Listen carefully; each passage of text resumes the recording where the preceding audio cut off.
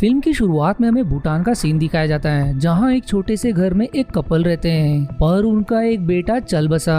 इसलिए माँ अपने बेटे की मृत्यु से बहुत दुखी हो जाती है और वो घर से बाहर आ जाती है कि तभी वहाँ अचानक बिजलियां गिरने लगती है और जमीन से एक रहस्यमय पहाड़ बाहर निकलता है, जिसे देखने उसका पति भी बाहर आ जाता है। पर तभी किसी चमत्कार तरीके से उनका मरा हुआ बेटा जीवित होकर उनके पास आ जाता है, जिससे वो दोनों भी बहुत खुश हो जाते हैं और उस पहाड़ को भगवान का अवतार मानने लगते हैं। उस पहाड़ के अंदर से निकलती हुई इलेक्ट्रोमैग्नेटिक पल्स के कारण पूरे शहर की बिजली चली जाती है, जिसके बाद सीन मेक्सिको की तरफ मुड़ जाती है, जहां मेसन जो कि एक साइंटिस्ट है, उसे डॉक्टर कहता है कि तुम्हारे पास अब सिर्फ 12 महीने बाकी है। इन 12 महीनों को टेंशन फ्री होकर, जिससे शायद तुम थोड़ा और समय तक जीवित रह पाओ। जिसके बाद मेसन वहां से यूनाइटेड स्टेट के लिए निकल जाता है। दूसरी तरफ एक साइंटिस्ट ज़बान को फोन पर एक ऑफिसर प्रेसिडेंट हाउस बुलाता है और तभी जब वो न्यूज की खबर देखती है तो उसमें भी भूटान के उस पहाड़ की न्यूज आ रही होती है, जिस पर अमेरिका की राय होती है कि ये किसी तरह का न्यूट्रॉन टाइप वेपन हो सकता है। इसलिए अब ज़बान तुरंत प्रेसिडेंट हाउस निकल पड़ती है। दूसरी तरफ प्रेसिडेंट हाउस में मिस्टर प्रेसिडेंट एक टीम बनाकर भूटान भेजने का सोचते हैं, जो वहां जाकर उस पहाड़ की जांच कर सके। जिसकी थोड़ी देर बाद सैजन भी आ जाती है। प्रेसिडेंट टीम का लीडर लिसेंडर को बनाते हैं और उनके टीम में ज़बान, मेसन और कुछ मिलिट्री वाले होंगे। दूसरी तरफ मेसन अपनी कार ठीक ही कर रहा होता है कि तभी वहाँ कुछ लोग आकर उससे पैसे मांगने लगते हैं और पैसे ना देने पर वो मेसन के सिर पर वार कर देते हैं, जिससे उसके सिर से खून बहने लगता है। पर तभी वहाँ एक मिलिट्री हेलीकॉप्टर आ जाता है, जिसके कारण वो सभी वहाँ से डर के मारे भाग जाते हैं। अब ज़बान, मेसन और मिलिट्री वाले सभी एक प्लेन की मदद से भूटान पहुंचकर प्लेन से उस रहस्यमय पहाड़ को देखते हैं। जिसके बाद वो सभी जीप की मदद से उस पहाड़ के पास आते हैं, जहाँ पहले से मिलिट्री वाले थे। उनका लीडर मेसन को सारा डेटा देता है जो उन्हें यहाँ से मिला। अगले दिन डॉक्टर सोलोमन मेसन को कुछ लोगों से मिलने को कहता है और जब मेसन वहाँ पहुँचता है तो वहाँ वही परिवार था जिनका बच्चा मूवी की शुरुआत में जीवित हो गया था। सोलोमन मेसन के सिर पर लगी पट्टी निकाल देता है, पर अब मेसन का घाव एकदम खत्म हो चुका था, जिससे मेसन को भी यकीन नहीं होता कि ये इतनी जल्दी कैसे ठीक हो गया। वो अब कहता है कि ये बच्चा खाने पीने की कमी के कारण मर गया था, पर अब फिर से जीवित हो गया है। जिस पर मेसन बताता है कि शायद ये कोमा में था और वापिस आ गया। पर सोलोमन कहता है कि यहाँ के मॉन्क्स कहते हैं कि ये भगवान का अवतार है और ये दुनिया खत्म करने आया है, पर उसे इस बात पर यकीन नहीं होता। इसके बाद मेसन वहाँ से ज़बान के पास आकर उस पहाड़ की फोटो दिखाता है, जिसमें 9 होल्स बने थे। जिस पर मेसन कहता है कि उस होल से शायद वहाँ का दरवाजा खुलेगा। जिसके बाद वो सभी वहाँ के लिए निकल पड़ते हैं। वहाँ जाकर वो अपनी आधुनिक गाड़ी से एक रोबोटिक आर्म निकालकर उस 9 होल पर लगाते हैं। जिस पर ज़बान मेसन से सवाल करती है कि ये तुम क्या कर रहे हो। मेसन कहता है कि मेरे पास एक थियरी है। वो ज़बान से कहता है कि मुझे इस जगह से पूरे सोलर सिस्टम के 9 प्लैनेट्स की पोजीशन दिखाओ। जो ज़बान ऐसा ही करती है। मेसन अब उस रोबोटिक आर्म को पहाड़ के होल्स में सारे प्लैनेट की पोजीशन में घुमाने लगता है, पर उससे कुछ नहीं होता। कि तभी मेसन कहता है कि इसे अब काउंटर क्लॉकवाइज घुमाओ, और ऐसा करते ही वो जगह घूमने लगती है और एक धमाके के साथ वहाँ एक बड़ा सा होल बन जाता है। आप सभी उस होल के अंदर गैस मास्क लगाकर जाते हैं, पर मेसन अपना मास्क निकाल देता है, जिस पर ज़बान उसे बाहर कर देती है क्योंकि मेसन ऑर्डर्स नहीं मान रहा था। उसके जाने के बाद ज़बान टावर से कहती है कि तुम अपने सोल्जर के साथ जाओ और मैं तुम सभी पर कंट्रोल रूम से नजर रखूंगी। आप ज़बान कंट्रोल रूम जाती है। फिर तभी उसे लिसेंडर का फोन आता है, जो खबर करता है कि चाइनीज एयरफोर्स वहां आ रही है। उनके आने से पहले जितना हो सके उतनी जानकारी निकाल लो।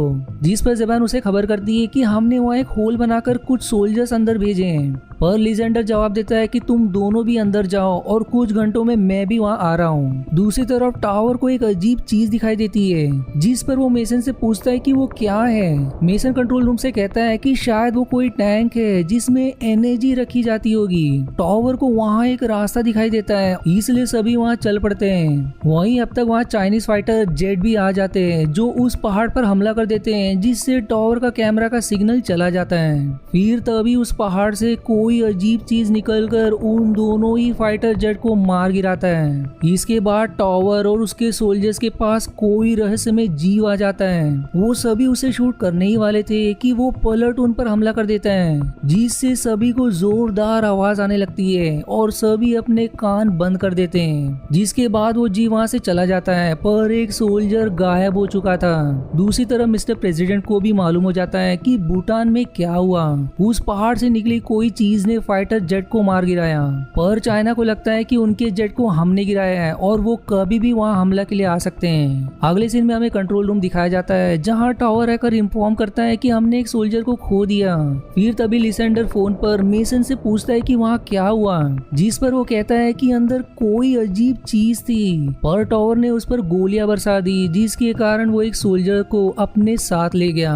मेसन ये भी बताता है कि मिलिट्री को यहाँ से भेजना होगा, पर लिसेंडर कहता है कि चाइनीज एयरफोर्स यहाँ आती ही होगी, तुम सभी सोल्जर को बेस पर भेज दो और खुद जाकर देखो कि वहाँ क्या है। अब मेसर और ज़ेबैन उस पहाड़ के अंदर चले जाते हैं और वहीं अब तक चाइनीज मिलिट्री वाले भी उनके बेस पर आ चुके थे। उसी समय लिसेंडर भी बेस पर आ जाते हैं। वहीं ज़ेबैन और मेसन को अंदर वो ही रहस्यमय जीव दिखाई देता है, पर वो उन्हें कुछ किए बगैर ही वहाँ से चला जाता है और उसके जाने के बाद वो गायब सोल्जर वहीं आकर बेहोश हो जाता है। दूसरी तरफ चाइनीज प्रेसिडेंट के पास मिस्टर हेडसन आते हैं, जो अमेरिकन प्रेसिडेंट की तरफ से चाइनीज प्रेसिडेंट से समझौता करने आए थे ताकि वो उस पहाड़ के आधे आधे हिस्से पर जांच कर सके। पर चाइनीज प्रेसिडेंट कहते हैं कि वो चीज हमारे इलाके में है और हम उस चीज को बॉम्ब से उड़ा देना चाहते हैं, और वो मिस्टर हेडसन को वहाँ से जाने को कहते हैं। अब मेसन, ज़ेबैन और वो गायब सोल्जर सोलोमन के पास आता है। मेसन अब सोलोमन से कहता है कि कुछ दिनों पहले मैंने डॉक्टर को दिखाया था और मेरी बीमारी के अनुसार मेरे पास ही 12 महीने जीवित रहने के लिए, तो क्या आप मेरा एक बार फिर से टेस्ट करेंगे? जिस पर सोलोमन मेसन को फिर से टेस्ट करते हैं कि तभी वहाँ टावर भी अपने गायब सोल्जर से मिलने आता है जो अब ठीक हो चुका था। सोलोमन को टेस्ट करने के बाद वो मेसन से एक शॉकिंग जानकारी शेयर करता है कि अब तुम्हारे अंदर कोई भी बीमारी नहीं है, जो मेसन को भी यकीन नहीं होता। पर तभी वहाँ लिसेंडर आ जाते हैं और मेसन उन्हें अपनी बीमारी के बारे में बताता है कि अब उसकी बीमारी एकदम खत्म हो चुकी है। जिस पर मेसन कहता है कि ये कोई साधारण पहाड़ नहीं है, बल्कि एक रहस्यमय पहाड़ है जो हर तरह की बीमारी को ठीक कर सकता है, यहाँ तक कि पुनर्जन्म भी दे सकता है। पर लिसेंडर कहते हैं कि हमें अभी तक नहीं मालूम कि वो चीज कहाँ से आई है। जिस पर ज़ेबैन कहती है कि वहाँ एक पत्थर 4 बिलियन साल पुराना है, जब इंसान ने इस धरती पर जन्म भी नहीं लिया था। लिसेंडर अब कहते हैं कि वो चीज जितनी अच्छी है उतनी ही खतरनाक भी हो सकती है, इसलिए हम इस मिशन को बंद कर रहे हैं। पर मेसन और ज़ेबैन कहते हैं कि ये दुनिया के लिए उपयोगी हो सकता है, पर लिसेंडर कुछ भी सुनने के लिए तैयार नहीं होता। अब वहाँ चाइनीज मिलिट्री पहुंच जाते हैं और लिसेंडर और टावर उनसे कहते हैं कि हमें यहाँ भूटान की सरकार ने बुलाया था, इसलिए हम इस पहाड़ की जांच करेंगे और यदि तुमने आगे बढ़ने की कोशिश की तो हम तुम्हें मार देंगे। पर उनका कमांडर नहीं मानता और वो आगे बढ़ने लगते हैं, इसलिए टावर का एक सोल्जर उन पर हमला कर देता है। पर टावर सभी को गोलियां चलाने से मना करता है कि तभी वहाँ सोलोमन आकर उस कमांडर को चेक करता है, पर अचानक देखते ही देखते उसका घाव अपने आप भर जाता है और वो फिर से जीवित हो जाता है, जिस पर उसे खुद यकीन नहीं होता कि ऐसा कैसे हो सकता है, और फिर वो ये संभव है कहते हुए चला जाता है। अब ज़ेबैन और मेसन दोनों फिर से उस पहाड़ के अंदर जाते हैं और उन पर लिसेंडर कैमरा से नजर रखे हुए था, पर अंदर प्रवेश करते ही उनका कैमरा काम करना बंद कर देता है और तभी वहाँ वही जीव आ जाता है जो देखते देखते उन पर हमला कर देता है, जिसके बाद वो कोई रहस्यमय जगह पर उठते हैं जहाँ उन्हें एक मशीन होलोग्राम की मदद से धरती के 4 बिलियन साल से अभी तक हुए बदलाव को दिखाता है, जिसके बाद वो मशीन किसी बड़े मशीन से जुड़ जाती है और अब वहाँ रखी सारी मशीन्स चालू हो जाती है और उस पहाड़ से अब बहुत सारा धुआं निकलने लगता है। अब मेसन और ज़ेबैन अपने आप को उसी जगह पाते हैं जहाँ उस जीव ने उन पर हमला किया था।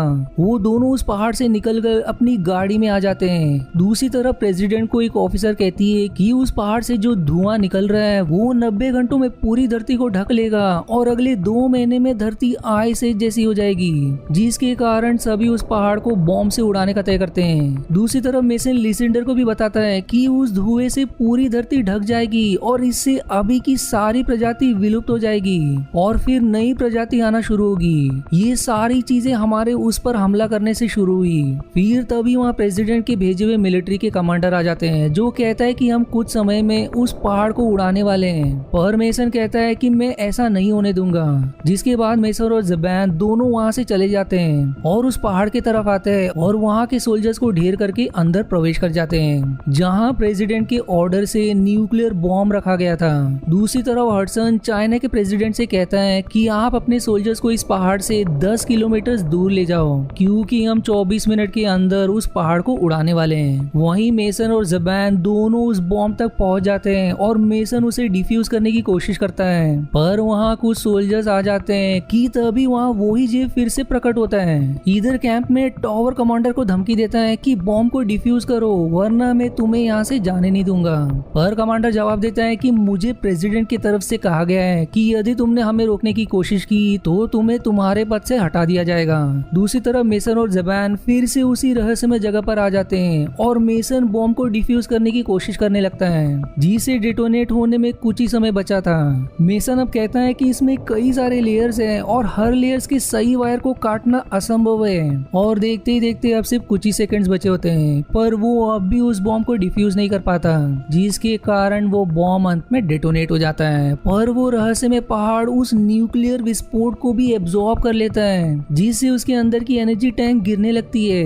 मेसन और ज़बैन दोनों वहां से बाहर निकलने की कोशिश करते हैं, पर अब वो पहाड़ बहुत तेजी से घूमने लगता है, पर वो समय रहते कैसे तो दोनों वहां से बाहर आ जाते हैं। बाहर आने के बाद वो पहाड़ अपने आप में ही टुकड़ों में बंटकर गायब हो जाता है, जिसके गायब होते ही जो धुआं आकाश में फैल रहा था वो भी खत्म हो जाता है और आकाश फिर से पहले जैसा बन जाता है और वो रहस्यमय जीव भी आकाश में समा जाता है। मूवी के लास्ट सीन में हमें 4 महीने बाद का सीन दिखाया जाता है, जहां मेसन जो उसने भूटान में अनुभव किया वो सारी बात साइंटिस्ट को बता रहा होता है कि तभी वहाँ ज़बैन आ जाती है जो मेसन से कहती है कि तुम्हारी बीमारी अब ठीक हो चुकी है, जिसके बाद वो मेसन से शादी का प्रस्ताव रखती है और मेसन के हाँ कहते ही ये मूवी इसी हैप्पी एंडिंग के साथ समाप्त हो जाती है। आशा है आपको मेरी एक्सप्लेनेशन पसंद आई।